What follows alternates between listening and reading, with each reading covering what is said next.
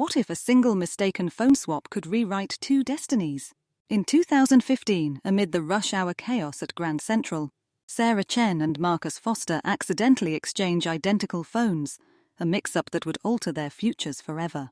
Through their switched devices, each discovers insights into industries they'd never considered.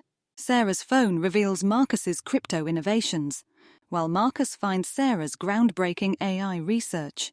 Both leverage this accidental knowledge to build rival tech empires. 8 years later, they finally meet again as competing CEOs at a global tech summit. The same devices that launched their success now hold secrets that could destroy or unite their companies. Trading glances across the conference room, they realize sometimes the biggest mistakes lead to the greatest opportunities.